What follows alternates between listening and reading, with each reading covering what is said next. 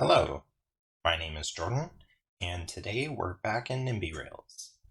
Um, as you can see, I already have the line through Olympia and Tacoma blueprinted out. We're going to go through it, and I'm going to talk about what I was thinking while I decided on the route, kind of the process that I went through. But I wanted to have a video that showed a different way of covering the process that I go through. So I've had videos where I went through and I did everything on screen, built the entire line in real time, and recorded everything. I had ones such as the Salem line where I did some planning off screen and then went through and did the building with a little bit of extra clarity on screen. Then I had the Seattle line where we did the entire process, even the brainstorming and the planning on screen.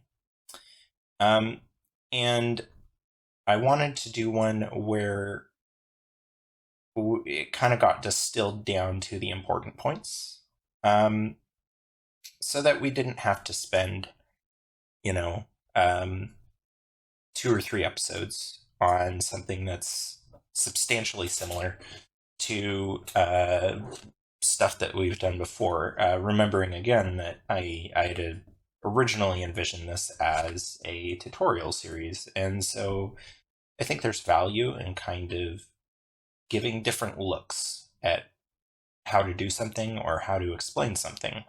Different types of explanations work for different people. And so I kind of wanted to use this opportunity to give a different type of explanation. So in this one, what we'll see is kind of the finished product and then an explanation that focuses on the important decision points. And if you want to see more clarity on how to figure out what those decision points are, then it's just very similar to what we did with the Seattle line. So before we jump into that, I just want to cover kind of going forward what sorts of things I like to focus on. So first is that with the addition of single track, I would like to redesign Portland City Center and Seattle City Center. I'd kind of like to set this up so that all of the northbound track is on one side and all of the southbound track is on the other. This will make the signaling and the branching a lot easier to manage, and just a lot more sensical. So that's something I would like to do. Another thing I would like to do is start setting up some lines that go in directions other than north-south. So it'd be kind of nice to have a line that goes through the gorge. Going through the gorge, which is the Columbia River Gorge here, is something where there's just one path, basically. These are all cliffs. There's not really multiple alignments that you could go through here, so there isn't as many interesting decisions to make about, where do you go? I mean, I guess unless we want to spend, $500 million on an underground route or something like that, but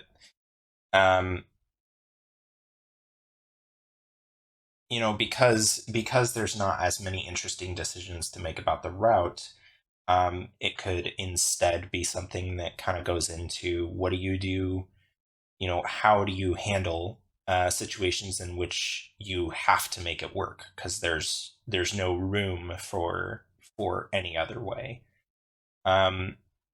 So that could also be interesting.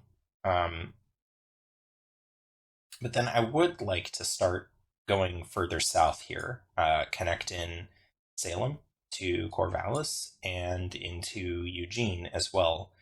I was thinking about it a little bit, and I think that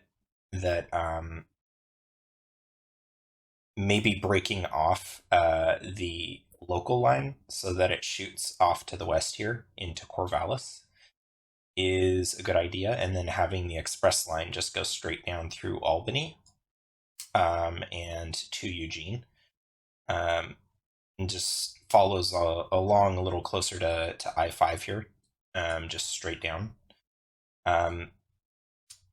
The actual train lines, they go through Corvallis. I don't think there's a train line that follows along I-5. At least I don't recall one.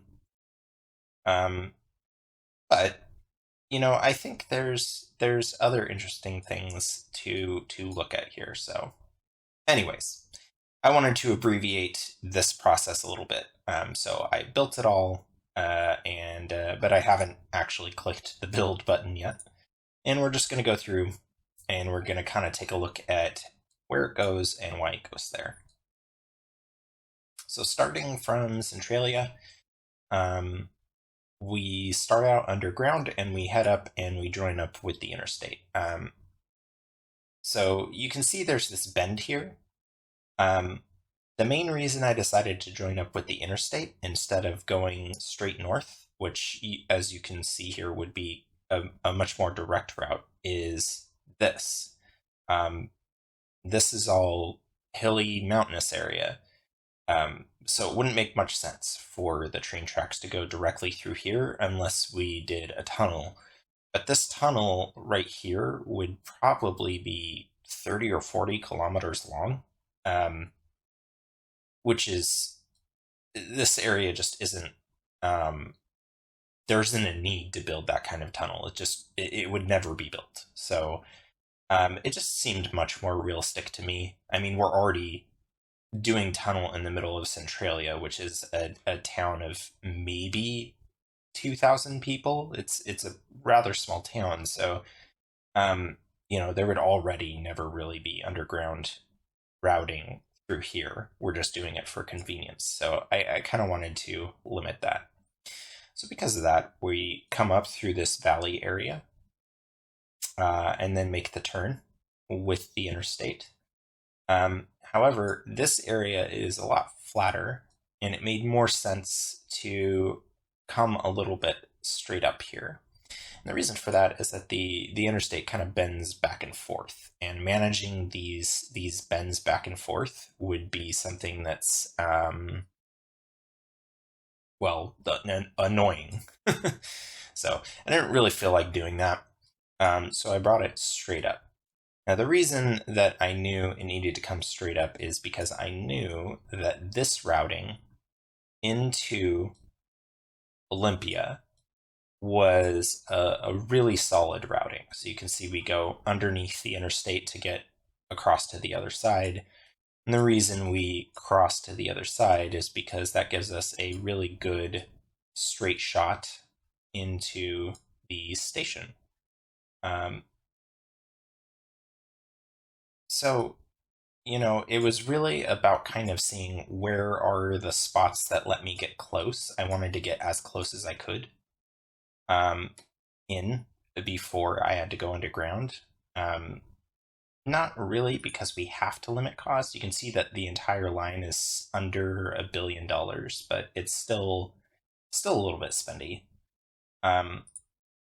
But if we had to do, if I wasn't as careful as I am about trying to find those little bits of saving, then this would just very quickly balloon into something that's much more expensive. We don't have any loans left, so if I wanted to or needed to get more money, I wouldn't have that option. Instead, what I would have to do is just let it run to generate, more profit. Which I could do because we're generating quite a bit of profit right now, thanks to the West Coast Express and West Coast local lanes. And that should be improved even more once we build this one out. But, there's no reason, again, to me, that's part of the fun of the game, is trying to hit that mix of realism versus gameplay. I had a couple of people comment about using an Intercity 225 as a tram, which fair enough. That's definitely not a tram train. But it's one of those things where it's, you make your choices about what level of realism are you going for, what level of gameplay are you going for, and kind of where do you want to make those sacrifices. So once I got out of Olympia, I had a pretty straight shot along this road where I wasn't going to have too many crossings that led me almost directly into the interstate to join up again over here. And as you can see, I kind of got into the center of the interstate for quite a while, which let me avoid some of the sharper turns.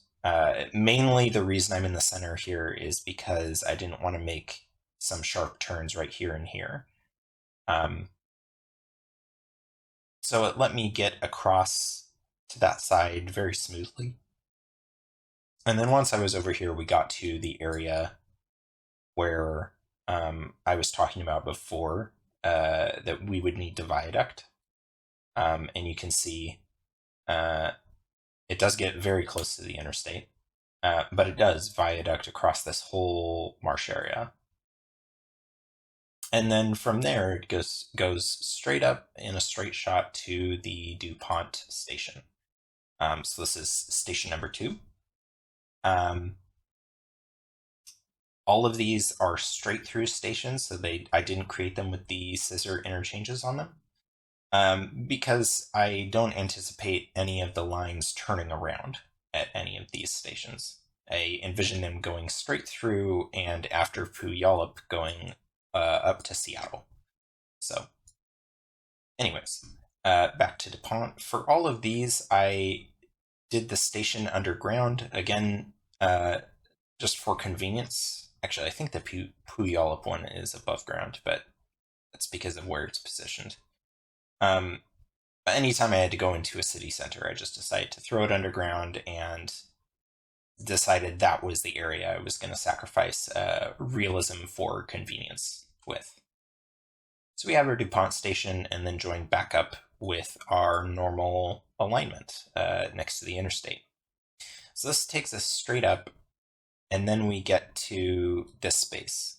So when I got to here, I noticed that it was going to be very difficult to continue along with the interstate. This section of the interstate is extremely messy. It's kind of a concrete jungle type area. And besides that, I needed to get straight up in order to get to Tacoma. So I found this routing right through here, which gives us a very, very nice straight shot. And I believe this is where a train line actually is in real life. So that's also very nice. But it got us up to this point where I took it underground so that I could get underneath Tacoma,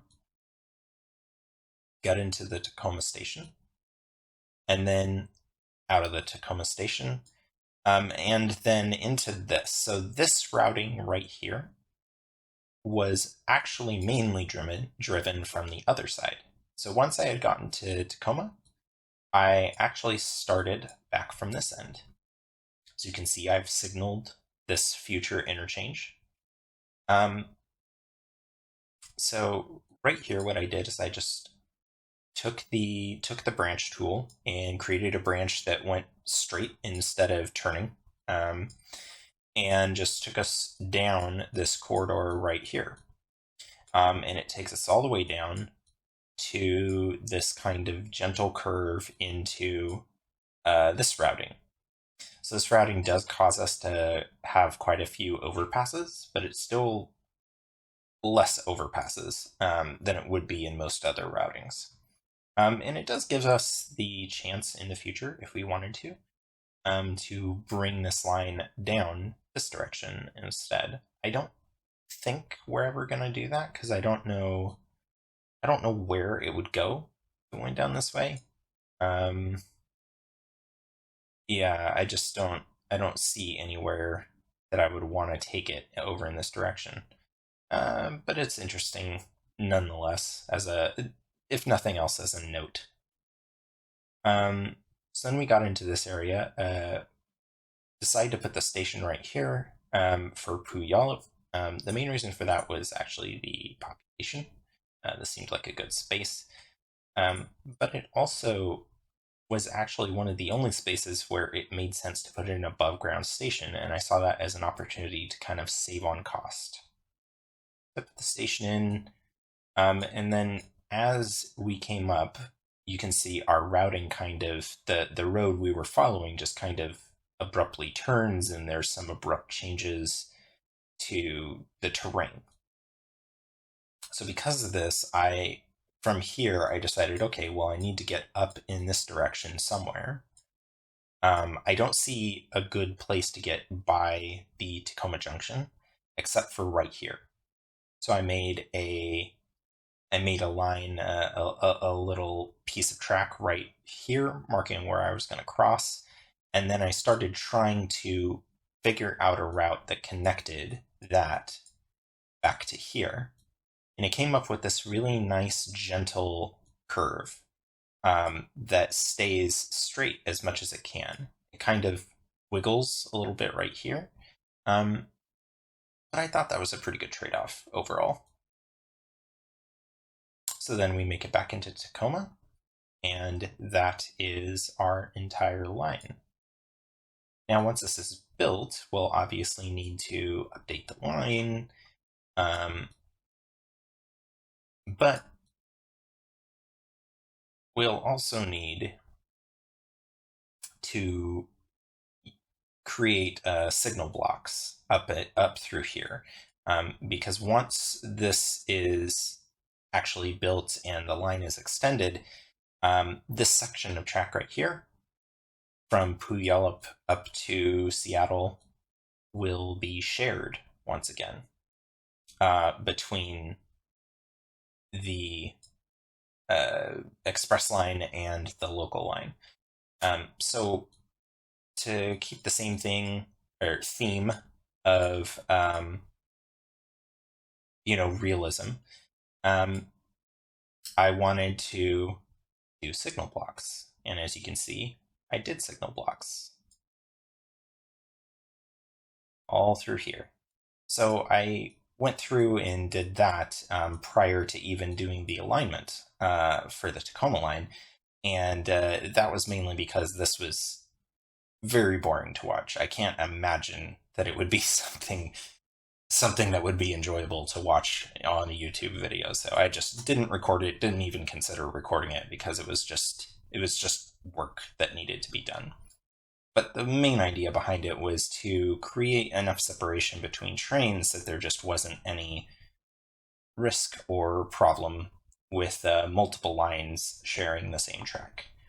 And in general, I think it's good practice to, if you have multiple lines on the same track, to create signal blocks. So the real correct way to do this is to create blocks that are consistent sizes, say 1 kilometer or something like that, maybe more, maybe less, but to create blocks that are consistent sizes. And the reason for that is so that you don't have trains which end up stopping. Or if they do stop, they only stop once to wait. Now, these are not, what I did does not have consistent sizing. I was not that careful about measuring distance between them, partly because the line had already been constructed, and partly because it was already very tedious to go through and kind of figure out where it needed to be and what the right spacing was, that I just didn't want to put in that much effort. So, there's trade-offs about how you want to spend your time, what's worth doing to you, and this is kind of the level of realism that's worth it to me. You know, it is the same with it's the same with the 225, using it as a tram. Is that realistic? No. But is going back and fixing it worth it to me? Maybe. I don't know. But it's not high on my list. So that's the same kind of thing. So just to show you real quick what sort of a process that is, just so you have an idea. It's basically just, okay, last one's here, right around here is where the next one is, so just that, done. Okay, next one, here, that, done. And it's just this, the whole way. So I'll go ahead and do that off screen real quick. And then we'll come back. We'll build the line and or build the track rather, and then extend the line and see how it works. All right, so I have all the signaling done on this final segment. It's nothing fancy, just enough to break it up into blocks so that we don't get any trains getting too close together. It's not consistent sizing. You can see it gets closer together down here, further apart up here. Again, it's enough, and that's all I was really going for. But I was thinking about doing this. So having more trains in here, we're currently only ever gonna get two trains in here at once, as far as like separation and stuff like that, because we'll have the tan line, the local line, and the express line, and one of each could be in the station at the same time. But it does make a lot of sense for us to expand this in anticipation of future possibilities. So what we're going to do is get rid of the double track, and we're going to add more platforms. And you can see we don't have any more issues with the track being too close together or anything like that. So we're gonna do that. All right. Yeah, and then we'll move this a little bit closer. I don't want to overlap them a little bit. All right, so now this is very close. However, we also have the issue of the scissor interchange. Now, for this to work properly, we're going to have to signal this correctly, and we want one on the other side as well. So first, we will get the one on the other side. Okay. I'll have to come back and adjust that.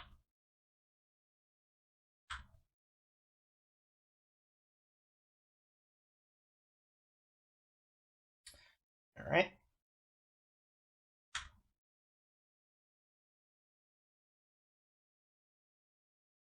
And okay. Now, what we really want is, so if a train comes into here, this is a terminus station at the moment. In the future, it may go further north up towards Vancouver, British Columbia. But for now, this is a terminus station. So for these to be actually useful, a train on one platform needs to be able to go into the opposite direction across the entire platform. So to handle that, we're going to need to do these underground interchanges. And you can see here how they're set up currently. So if we wanted, say, this one to get into this scissor interchange and vice versa, what we would need to do is we would need to bring it in closer. So it would need to come in like right here. But that doesn't seem super realistic.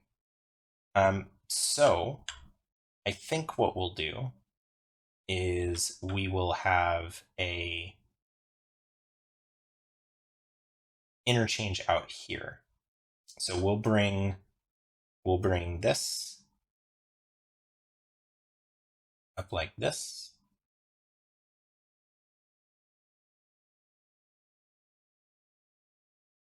And then like that. Excellent. And then we'll do the same thing on the other side. Just barely turning it. Okay. That. Okay. And then we will have a scissor interchange over here.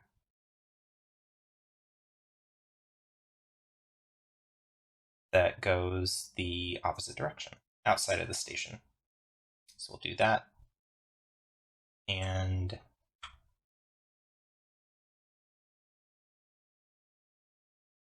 maybe right about here.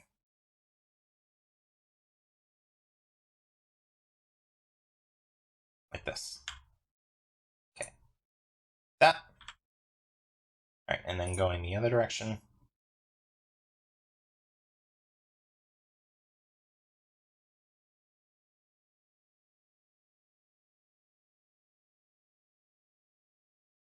If I were designing this from scratch, I'd be able to put something together that's a lot better organized.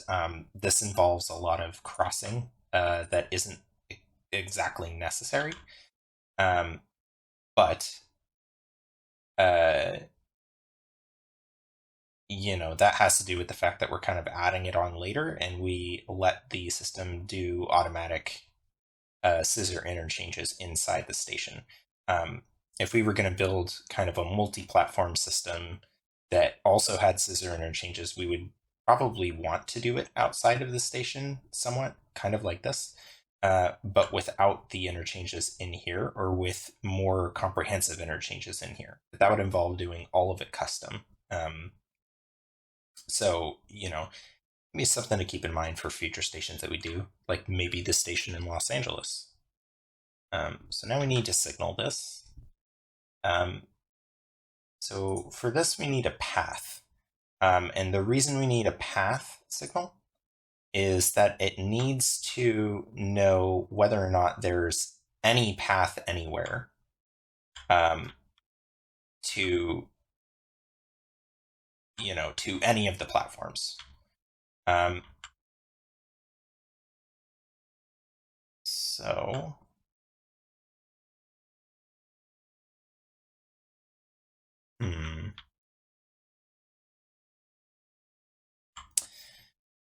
I am wondering though about how it's going to interact with the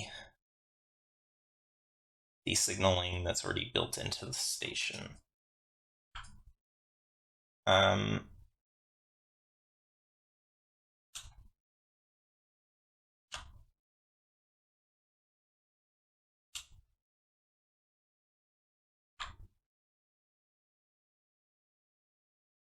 Well, this already has one way.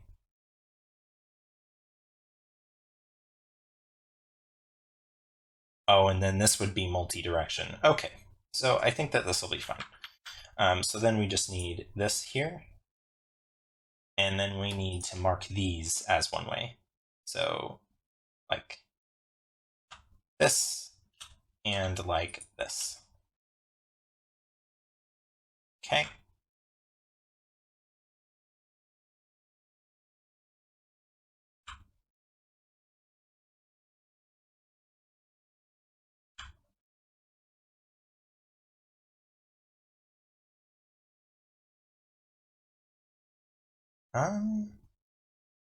Actually, we might want to remove. Yeah, I think we actually want to remove these. Get rid of these. Get rid of these.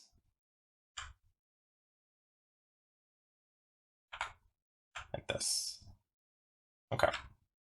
And now we're going to resignal this. All right, so we have path. It can path into any of those.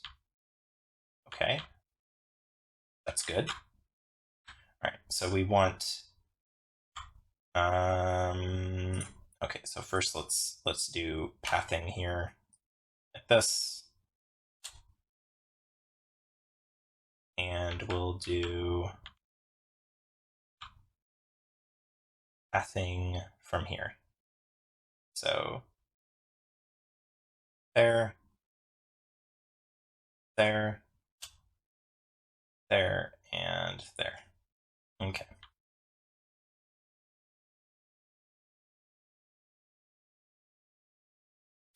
All right. So now let's check this pathing. So it can go straight or it can go onto the left side, and it goes straight through and then stops there. All right, that's good. Let's make sure we make do our station platform end for the new platforms, since they don't come with that. Okay. That's good.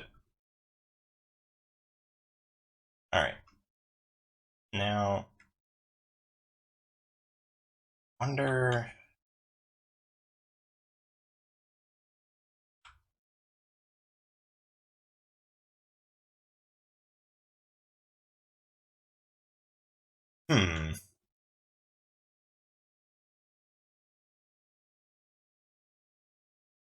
Yeah, that shouldn't be a problem. So this should be all the signaling we need.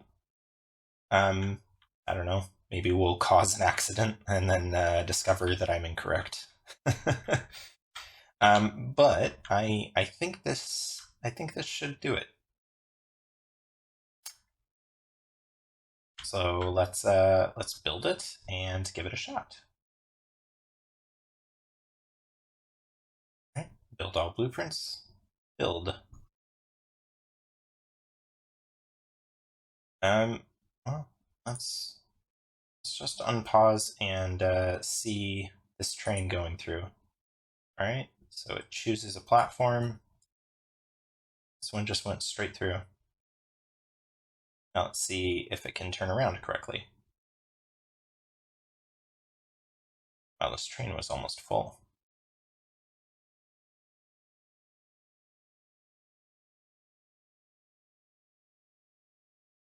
$3 a.m.? Wow. Okay. All right. $500,000 for that train ride. All right, so it switched to the other side. That's what we want to see. And it's going straight through.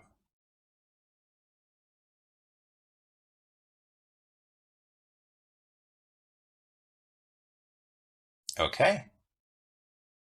Well, that looks like it's working. We'll try and pay close attention to that, see if we run into any problems. But now, I think we can extend the West Coast Local. So let's go ahead and do that. West Coast Local from Centralia. Okay, so this is where we want to pick up from. Yeah. All right, so from here, I want to go to Olympia, and then Tacoma, and then Puyallup, and then Seattle. Oh, that's right. Well, we'll send it over to this one, platform N.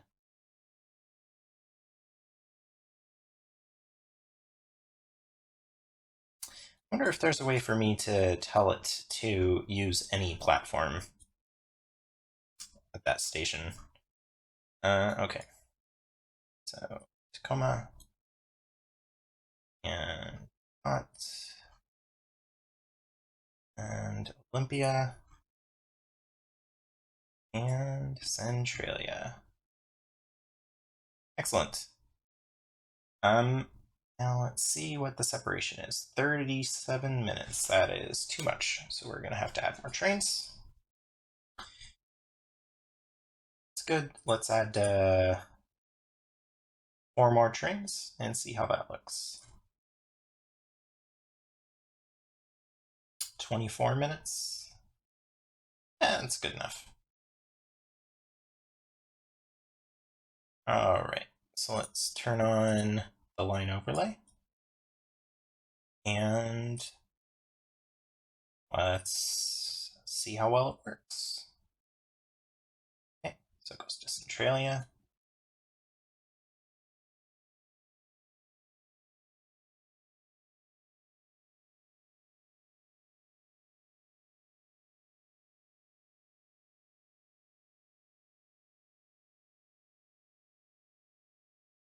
This is looking very promising so far.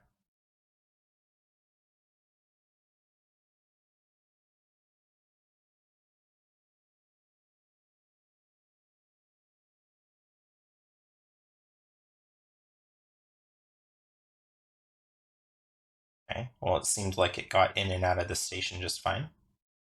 It's good. Okay. These two are in close proximity, so they're going to get into the station at the same time. So I want to slow time down a bit and kind of pay close attention to these two coming into the station. Let's see how well our signaling works. Okay, so this guy, well, okay, he did a weird kind of crossover thing.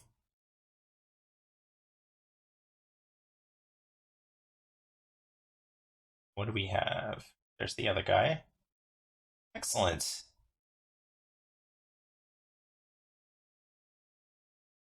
Got out just fine.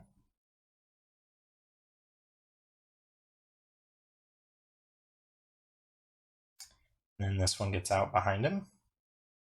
Yeah. Excellent. Well, it appears to be working just great. Well, let's run it at high speed and kind of see how well this works out.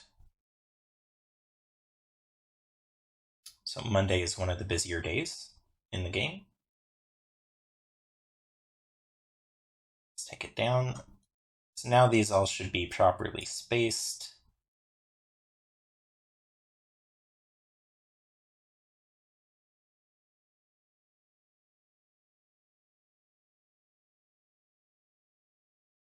And let's take a look. No, not that one. This one. Lines and total.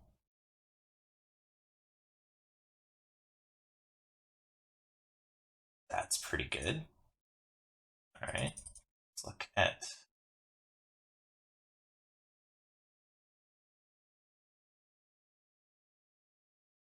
that is very good.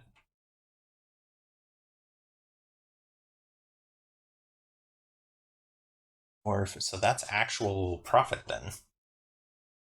That's wow.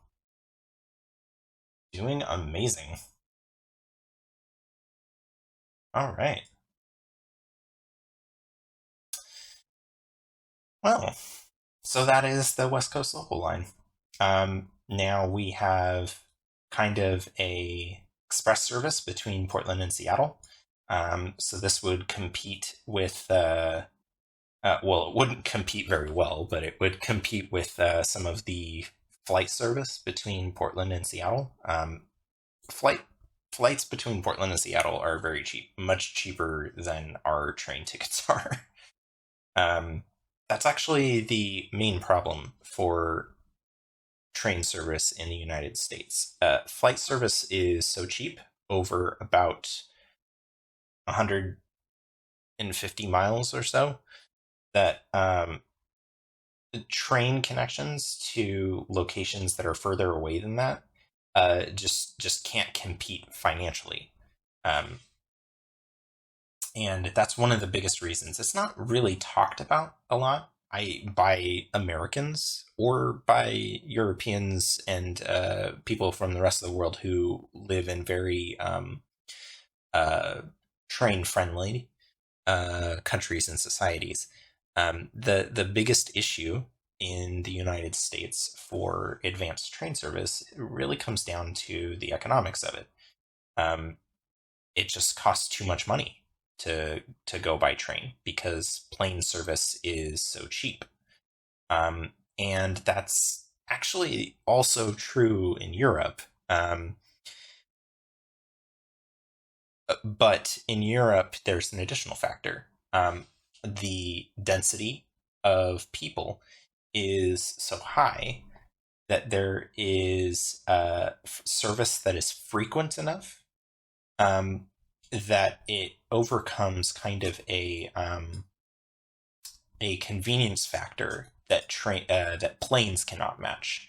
So over in Europe, train service is so frequent, even compared to plane service, that even going medium distances, the fact that you can get a train so soon um, often offsets the fact that it's more expensive.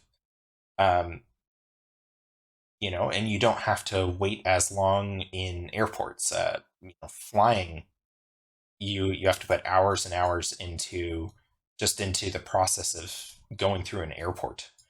That isn't really true with trains, or at least not to the same extent.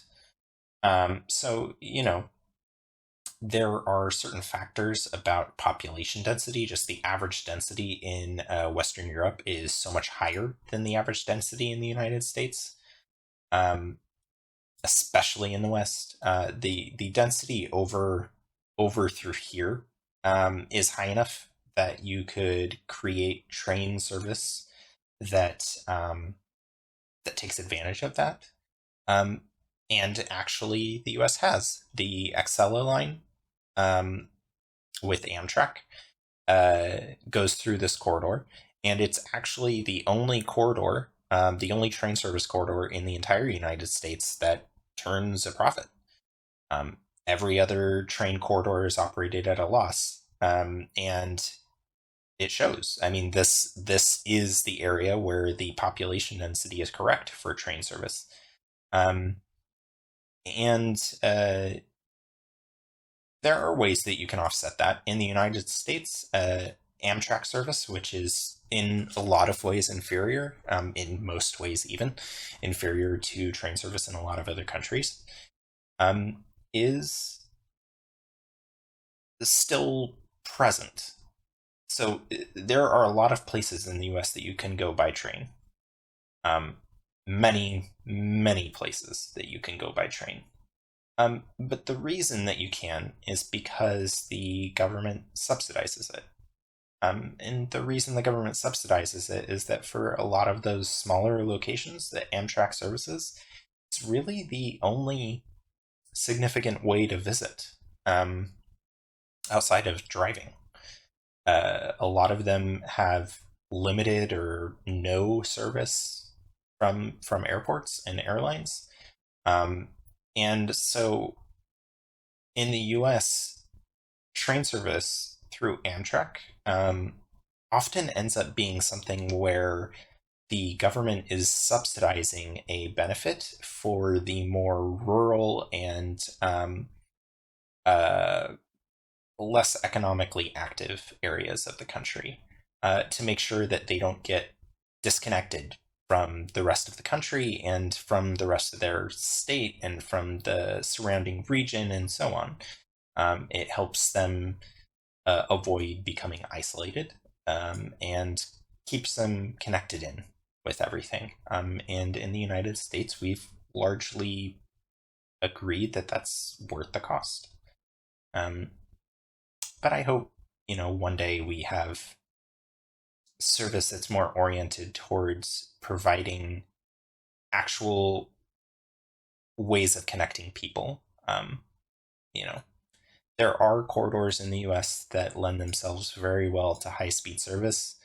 And even service like that that's operated in an economically sensible way. The Texas Triangle is one area like that. There's lots of areas in Florida that would work for that as well, and in California. So, I hope we see more improvements on that front in the future. But anyways, I kind of went on a rant there about U.S. train service versus the rest of the world, uh, but we have reached the end of the actual episode of the game. So, anyways, thank you for joining me. I hope you enjoyed this episode, and I hope that I see you next time.